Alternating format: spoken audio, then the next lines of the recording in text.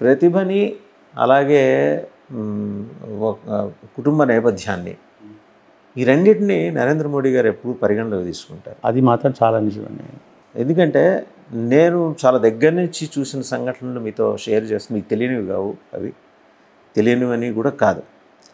మధ్యప్రదేశ్ ముఖ్యమంత్రి సాగర్ యూనివర్సిటీలో నా సీనియర్ ఆయన గోపాల్ యాదవ్ గారు, హీ బికేమ్ చీఫ్ మినిస్టర్. ఆయన పికప్ చేయటం కూడా పూర్తిగా మెరిట్ మించే పికప్ చేస్తున్నారు and across all sections of society pick up చేస్తున్నారు. మెరిటాక్రసీని నమ్మే వ్యక్తిగా మీ అబ్జర్వేషన్ చాలా కరెక్ట్, 100% కరెక్ట్. నాకు కూడా ఇప్పుడు ఆయన క్యాబినెట్లో కూడా ఉన్నవాళ్ళు చాలా బ్రహ్మాండమైన మెరిట్ ఉన్నవాళ్ళు. అందులో ఇప్పుడు ఫారెన్ మినిస్టర్ జయశంకర్ గారైనా, నిర్మలా సీతారామన్ గారైనా వాళ్ళు చాలా చక్కగా తమ అభిప్రాయం వ్యక్తపరిచే వ్యక్తులు. తర్వాత పని పట్ల ఆసక్తి ఉన్నవాళ్ళు. ఏదో అల్లాటప ఆషామాషి వ్యవహారం అంటే సీరియస్నెస్ వాళ్ళు చేసే పనిలో కనబడుతుంది మనకి.